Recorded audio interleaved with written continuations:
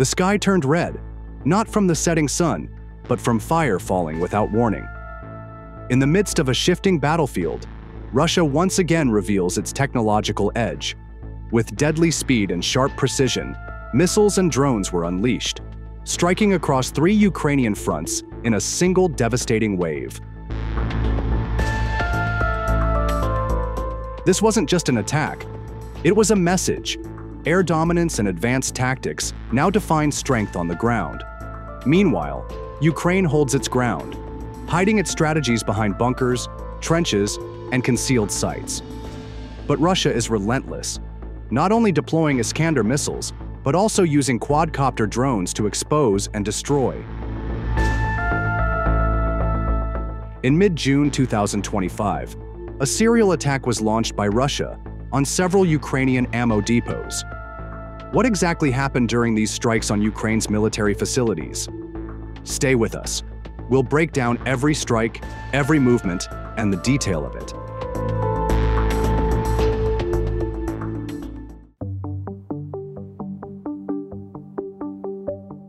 In a battlefield that grows fiercer by the day, Russian troops operators continue to track and eliminate Ukraine's high-value assets. And in mid-June 2025, that role became even more apparent as a series of deadly precision strikes unfolded, each hitting deeper into Ukraine's defenses. In the latest operation, released via the Ministry of Defense Russia Telegram channel on June 16th, the forces from the Yug Group carried out a third and equally devastating attack. Their target, a Ukrainian ammunition depot, carefully hidden to avoid detection. Yet Russia's drones once again proved capable of piercing camouflage and secrecy. With an aerial strike, assisted by drone guidance, the depot was hit and engulfed in flames, cutting off vital supplies and weakening Ukraine's frontline strength. The strike didn't stop there. A Telegram channel by Uncensored News on June 17th, showing another devastating blow, this time in Sumy, northeastern Ukraine. In the footage, a powerful explosion engulfs a Ukrainian ammunition depot, targeted by a FAB glide bomb developed by Russia. The FAB bomb, modified with extended-range glide kits, was dropped from high altitude and guided with lethal precision straight into the heart of the storage facility. Thick black smoke billowed into the air, swallowing the structure entirely, until the depot itself was no longer visible. The sheer scale of the blast left no doubt. Russia was targeting deep, strategic infrastructure with high-impact aerial weapons. The tension on the battlefield continues relentlessly. The next day, the campaign intensified. In yet another wave of attacks, Russian drone pilots pressed forward, demonstrating complete aerial control and growing tactical dominance. The attention turned once again to the southern Donetsk front, where combat drones from the Vostok Group identified a camouflaged ammunition depot. Despite efforts to conceal it, the site was located and struck with extreme force. The resulting explosion lit up the sky, another clear indicator that even the best hidden logistical spots are no longer safe. Furthermore, on the same day, troops from the 51st Combined Army from the Southern Military District launched a powerful attack on a temporary Ukrainian troop deployment area in the Krasnoarmysk direction. Backed by drones and guided by precise intelligence coordination, Russian forces struck with devastating accuracy. The strike news was also released on the Ministry of Defense Russia Telegram channel.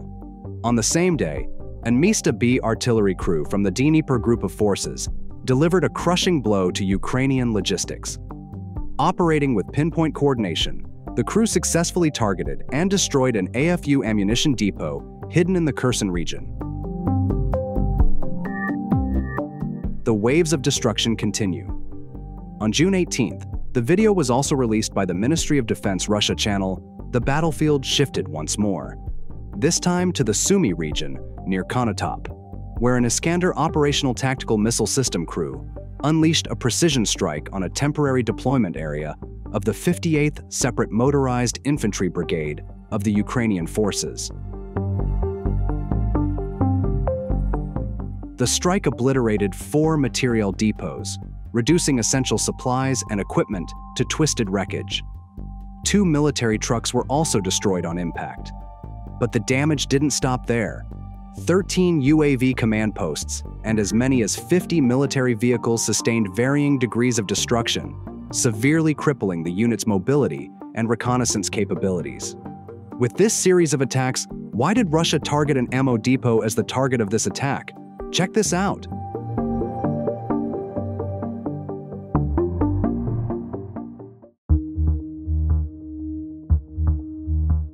While there is no recent news discussing Moscow's tactical plan in striking the ammo depots of Ukraine, in general, modern military strategy sees the destruction of an ammunition depot as a step to weaken their combat capabilities significantly. Ammunition depots store essential weaponry, from bullets and rockets to missile systems, that are critical for supporting frontline operations. When these depots are taken out, it doesn't just disrupt the flow of weapons, but also affects logistical rhythm, combat coordination, and troop morale.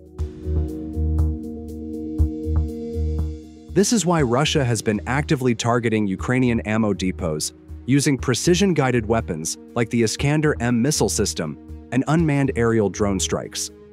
Moreover, ammunition depots are often located behind the front lines, making them harder to detect and heavily guarded. This is why reconnaissance drones and satellite intelligence have become essential tools for locating and targeting these facilities. In a war like the one in Ukraine, logistical endurance is a factor in determining long-term victory. It's no surprise, then, that Russia chooses to strike at the enemy's military resources, not just their troops or combat vehicles.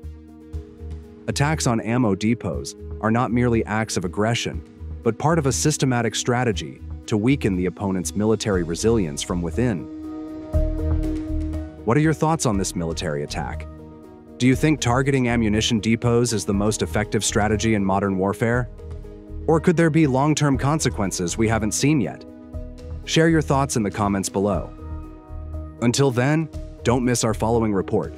Thank you for watching.